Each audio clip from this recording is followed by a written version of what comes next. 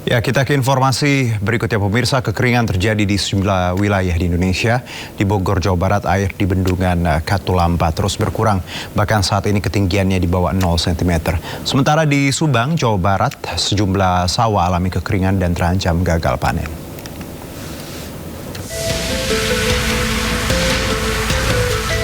Kondisi air di Bendung Katulampa, Bogor pada Minggu pagi terpantau merosot tajam setelah 2 bulan ini minimnya hujan yang turun di kawasan puncak Bogor. Volume air bahkan hanya mencapai ketinggian 0 cm atau menempati status di bawah normal. Petugas terus mengeruk sedimen lumpur agar aliran air bisa tetap lancar apabila debit air yang tiba-tiba melonjak kembali. Meski mengalami kekeringan, petugas Bendung Katulampa harus tetap membagi aliran air ke Kali Baru untuk menjaga saluran irigasi sawah yang ada di wilayah Kabupaten Bogor. Di Subang, Jawa Barat, sawah seluas 1.300 hektar mengalami kekeringan. Tanaman padi petani yang baru berumur 25 hari terancam mati. Padahal di usia 25 hari ini, padi membutuhkan air yang cukup. Petani pun bergotong royong melakukan normalisasi irigasi yang dangkal. Hal ini dilakukan agar air dapat mengalir ke areal persawahan. Karena kekurangan air, jadi petani kita itu gorol buat nguras saluran air biar dapat air. Emang selama ini kekurangan? Karena di Karawang nggak keluar air, nyampe ke Rawa Mekar, jadi petani di sini kekeringan. Untuk menangani kekeringan ini, Pemkab Subang telah menyalurkan 200 pompa air kepada petani. Salah satunya ini, kita memberikan bantuan pompa, lalu juga kita dalam waktu dekat insya Allah ada bantuan juga dari kementerian untuk pembuatan embung ya, yang nanti di mana embung itu bisa menampung air dan ketika musim seperti ini itu embung itu bisa dipakaikan. Pemkab Subang mengklaim dari 1.300 area sawah yang kekeringan sudah tertangani, sehingga tidak ada tanaman padi dari petani yang mati. Tim Liputan iNews melaporkan. Usai diserahkan ke Kejagung oleh Polda Metro Jaya, tersangka 3 kasus dugaan korupsi Don Rito langsung ditahan Kejaksaan Agung. Usai dilimpahkan dan diperiksa Kejagung, Don Rito keluar dari gedung Jampitsus Kejagung, langsung mengenakan rompi pink khas tahanan Kejaksaan Agung. Ia langsung masuk ke dalam mobil tahanan tanpa menyampaikan pernyataan. Saat masuk ke dalam mobil, Don Rito hanya menunduk menghindari sorotan kamera awak media. Selain Don Rito, Kejagung menerima 1 tersangka lain yang dialihkan dari Polda Metro Jaya, yakni ex Jampitsus Kejagung Febri Adriansyah. Namun tak seperti Don Rito, Febri hingga kini belum ditahan.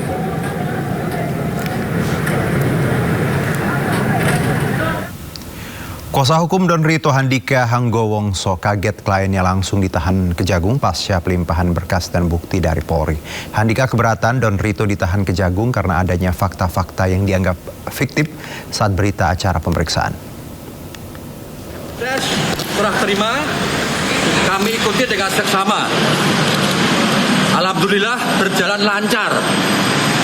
Namun yang membuat kami shock, klien kami, Pak Idon, langsung ditahan di rutan C7 Kejaksaan Agung RI atas dasar sangkaan yang sama dengan apa yang disangkakan oleh pihak Polda Metro Jaya, yaitu terkait perkara Samintan.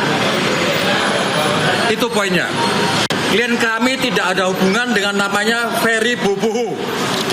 Ya, bahwa keterangan dia yang menyatakan menyerahkan 5 juta dolar Singapura kepada saksi Norman itu fakta yang fiktif, dibantah sama Norman dalam BAP waktu diperiksa di Kortas.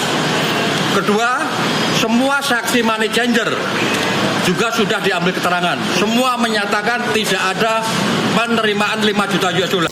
Ya, sebelumnya tim penyidik gabungan Kops Pemberantasan Tindak Pidana Korupsi Polri dan Polda Metro Jaya serahkan tersangka 3 kasus korupsi Don Rito beserta barang bukti ke Kejaksaan Agung Jumat siang. Penyerahan tersangka dan barang bukti mendapat pengawalan ketat dari aparat kepolisian.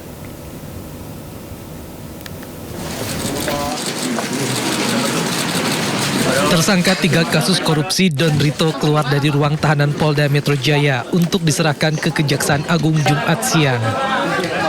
Don Rito yang mengenakan rompi tahanan hanya menunduk saat dikawal petugas menuju mobil tahanan.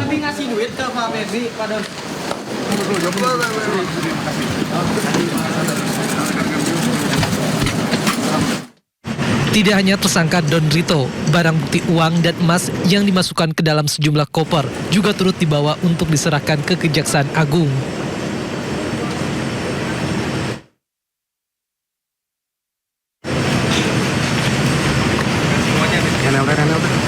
Kemudian kendaraan yang membawa tersangka Don Rito beserta barang bukti dikawal ketat menuju gedung Kejaksaan Agung Jakarta Selatan.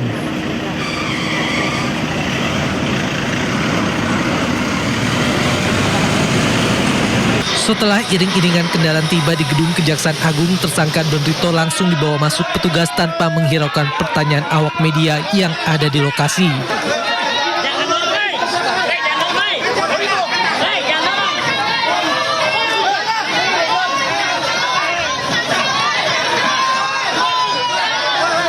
Selain itu, koper-koper yang berisi barang bukti uang dan emas juga dibawa masuk.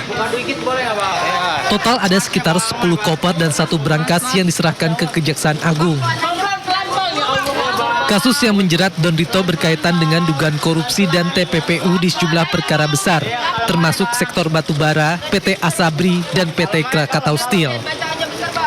Dari Jakarta, Tim Liputan iNews melaporkan. Pemirsa, Taman Menteng disulap menjadi galeri seni lewat pameran Jakarta Provoke. Bagi Anda pecinta seni, bisa berkunjung ke pameran yang menampilkan dinamika kehidupan urban Jakarta. Pameran seni Jakarta Provoke yang digelar di Taman Menteng ini menghadirkan 25 karya seni instalasi dan kontemporer, hasil karya dari 25 seniman yang dikurasi oleh 25 kurator. Konsep ruang terbuka dipilih agar karya seni dapat dinikmati langsung oleh masyarakat di ruang publik. Sebelumnya, pameran Jakarta Provoke dibuka oleh Wagub Jakarta Rano Karno pada 17 Juli 2026. Bagi Anda yang ingin datang, pameran Jakarta Provoke digelar hingga 26 Juli 2026 dan gratis.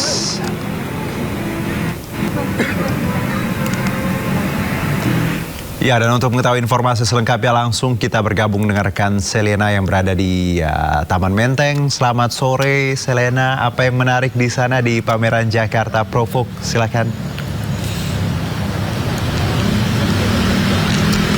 Ya, Juno dan juga pemirsa dapat informasikan bahwa biasanya kita menikmati karya seni itu di ruang tertutup atau di galeri-galeri, begitu Juno dan juga pemirsa. Nah, kali ini ada yang berbeda. Pasalnya Jakarta Provoke 2026 ini hadir di ruang terbuka hijau. Salah satunya adalah di Taman Menteng Jakarta Pusat yang dimulai dari 17 Juli kemarin hingga nanti 26 Juli 2026. Dan contohnya ada di belakang saya, ini adalah karya seni dari Yuke Ardiati yang bertemakan rumah cantik. Rumah cantik ini juga mempunyai filosofi tersendiri, yaitu adalah sebuah rumah yang diisi dari berbagai anggota keluarga yang tentunya mempunyai mimpi yang berbeda-beda. Jadi setiap instalasi yang ada di Taman Menteng pada hari ini memang mempunyai nilai-nilai tersendiri. Kemudian dapat diinformasikan juga untuk dari instalasi ini kira-kira berjumlah 25 karya seni dari seniman lokal yang mayoritas berdomisili dari Jakarta. Begitu Juno dan juga pemirsa. Dan dapat disaksikan juga bahwa banyak masyarakat yang datang untuk berfoto-foto dan juga menikmati waktu bersantai sore untuk menikmati minggu yang sangat cerah hari ini. Demikian Juno, kembali ke Anda di studio. Iya, terima kasih Selena. Jadi untuk ini alternatif lah ya, kalau yang ada di pusat, di Menteng gitu bisa main ke sana tadi. Terima kasih Selena, selamat bertugas kembali. Menteri Keuangan Republik Indonesia Purbaya Sadewa optimis Koperasi Desa Kelurahan Merah Putih akan meraup keuntungan. Ya, Purbaya ungkap dalam rapat kabinet sudah diputuskan bahwa ke depan seluruh barang bersubsidi akan dijual melalui jaringan Koperasi Desa Merah Putih. Menurut Purbaya, dari nilai operasional sudah pasti untung.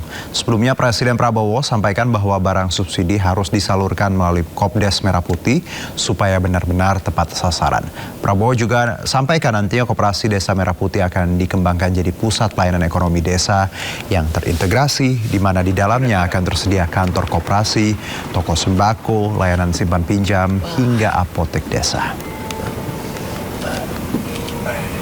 Kemarin diputuskan di rapat kabinet bahwa semua barang-barang yang bersubsidi akan disalurkan lewat Koperasi Desa Merah Putih dan tidak diperjualbelikan di luar itu. Jadi harusnya dari situ aja Koperasi Desa Merah Putih sudah pasti untung. Asal nggak di itu ya. Kembali bersama kami, pemirsa, waspadalah dengan modus kejahatan baru membobol rumah. Kepolisian di Palembang, Sumatera Selatan menangkap komplotan pembobol rumah yang mengenakan daster. Bahkan para pelaku yang adalah seorang pria juga mengenakan jilbab untuk menyamarkan aksi.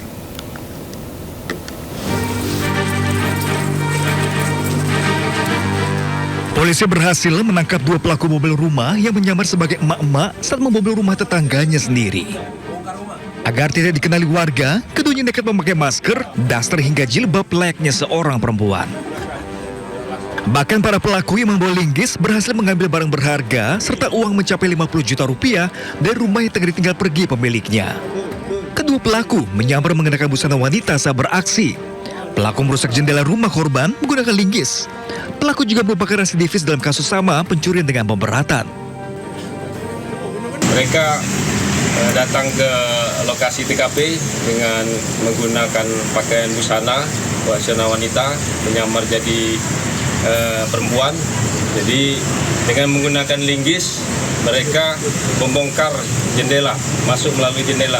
Nah, mereka ini juga sebelumnya sudah pernah dilakukan penahanan ataupun putusan pengadilan berkaitan dengan kasus yang sama, pencurian dengan pemberatan. Akibat perbuatannya, kedua pelaku mendekam dalam sel tahanan Mapolsek Sako, Palembang. Keduanya terancam hukuman 9 tahun penjara. Dari Palembang, Sumatera Selatan, Firdaus, iNews melaporkan. Seorang nenek berusia 90 tahun diperkosa pemuda 30 tahun di Kerobokan, Jawa Tengah. Korban sempat melawan namun kalah tenaga.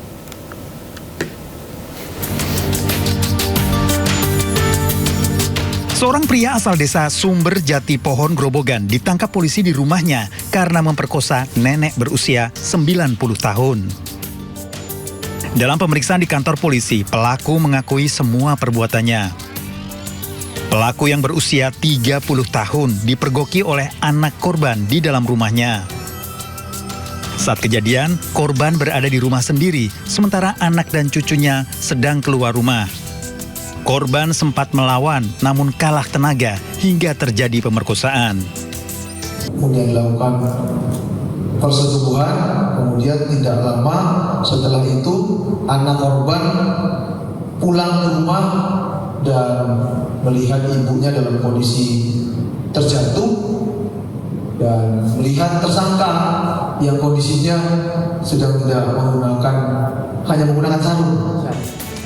Korban dalam kondisi trauma dan masih dalam pengawasan pihak keluarga. Tersangka terancam hukuman 12 tahun penjara.